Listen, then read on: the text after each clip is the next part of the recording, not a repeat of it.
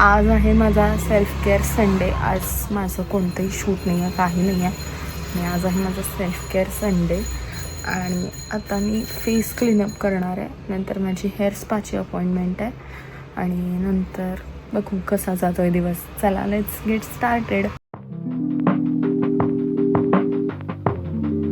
Usually माझे संडेला सुद्धा शूट्स असतात, पण ते अचानक ठरतात. पण यावेळी मी डिसाईड केलेलं की संडेला कोणतंही शूट ठेवायचं नाही आणि फक्त स्वतःची काळजी घ्यायची.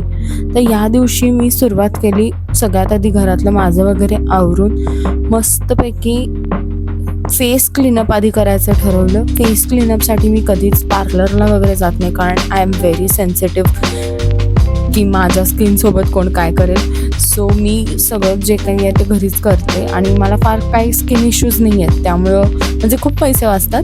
सो एनिवेज, तर मी फेस क्लीनअप करून घेतला, ज्याला मला फार काय वेळ लागत नाही, एक 15 ते 20 मिनटं.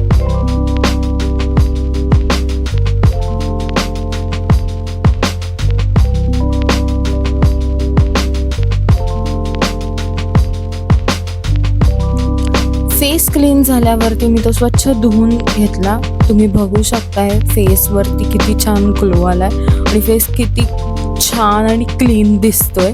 I am very happy about it. त्यानंतर माझी 1 वाजताची होती हेअर स्पाची अपॉइंटमेंट. मग त्याच्या आधी मस्तपैकी जेवून घेतलं आणि मी जाऊन पोचले हेअर स्पाला. त्याच्या आधी मी झुडिओला एक चक्कर मारली, पण मला फारसं काहीच आवडलं नाही. मग सरळ मी गेले हेअर स्पा करायला. इतका मस्त आणि रिलॅक्सिंग हेअर स्पा होता ना, मी तर सगळा वेळ छान असे डोळे मिटून बसले होते. आणि त्याच्यानंतर I was craving iced coffee. ती प्यायला गेले आणि आईस्ड कॉफी पिऊन घरी आले. मी जस्ट घरी आली आहे. हेअर स्पा झाला आहे आणि मला खूप छान वाटते. Face clean, hair clean.